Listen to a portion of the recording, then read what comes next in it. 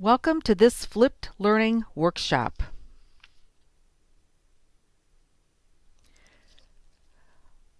Before we begin, I would like to introduce myself and tell you a little bit about me and my teaching experience. My name is Becky Capley, and I've taught over 30 years as both an adjunct and full-time instructor at Cuyahoga Community College.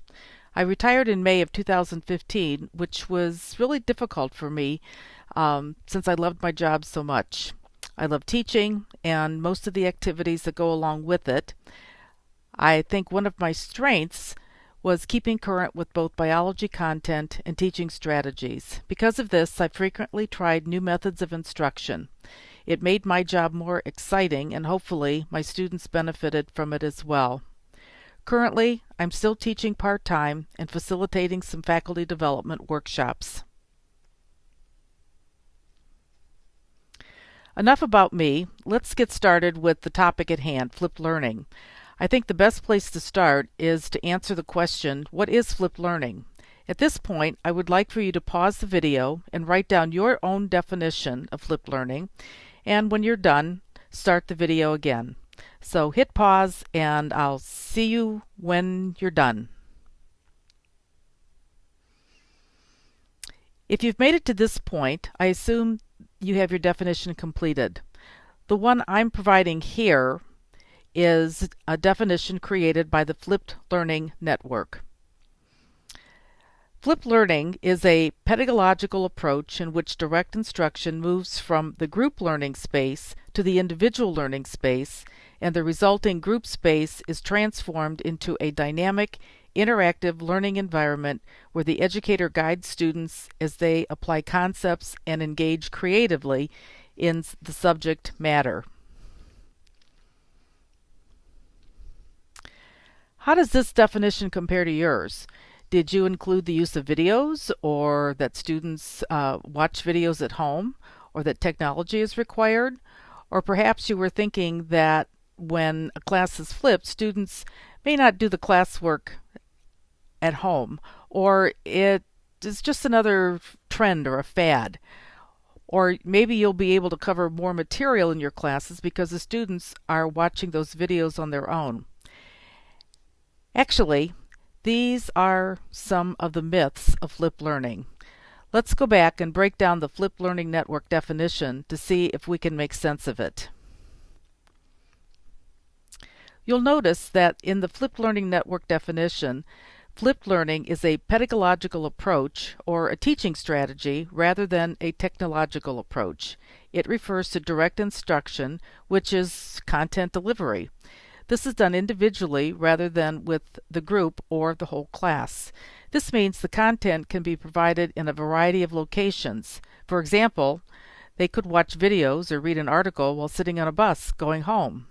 Since class time is not used for content delivery, students can become engaged in interactive activities that use higher order thinking skills. With students working in small groups, the instructor has the opportunity to work directly with them. The teacher gets a better idea of what the students are struggling with and can provide clarification.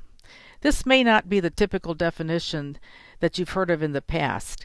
I'm going to show you a little video that I think is a simpler way of describing flipped learning.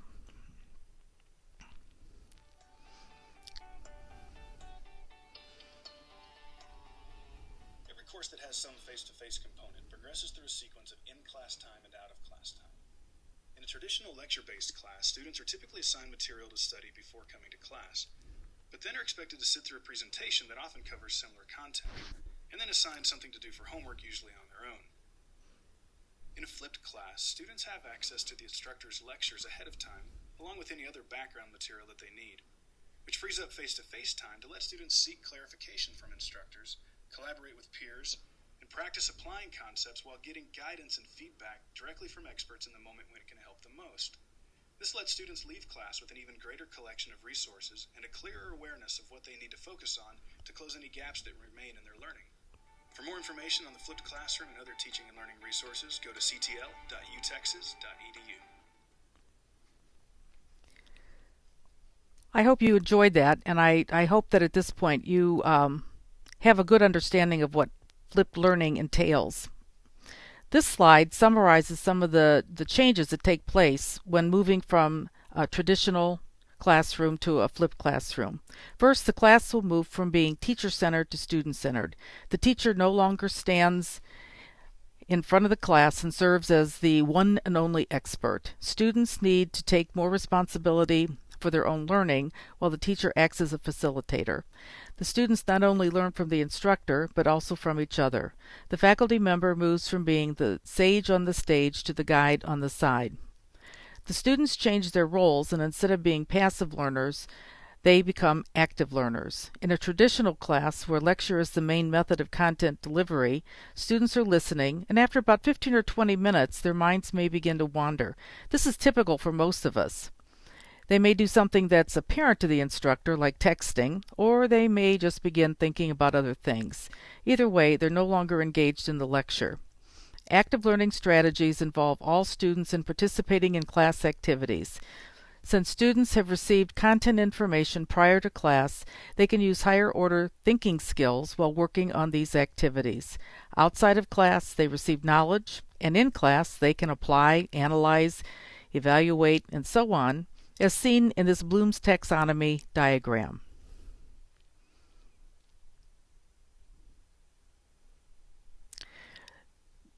This video has only hit on a small amount of what you might want to know about flipped learning. In the workshop, we will delve into other aspects such as advantages and challenges of flipped learning. We'll also talk a little about how to prepare material for direct instruction outside of class. This will include videos and some of the ways they can be made, as well as non-video options that you might want to consider. Finally, we will talk about an extremely important aspect of flipped learning: what will the students do during class time? Often educators who are thinking about flipping their classes spend so much time on the video preparation they forget what may be the most important part: the active learning that takes place when the students are together in class. To prepare for the discussion, I have posted 2 articles: Things You Should Know About Flipped Learning and Flipped Learning, a Response to 5 Common Criticisms. Read them. They will give you more background information that will help in our workshop discussion.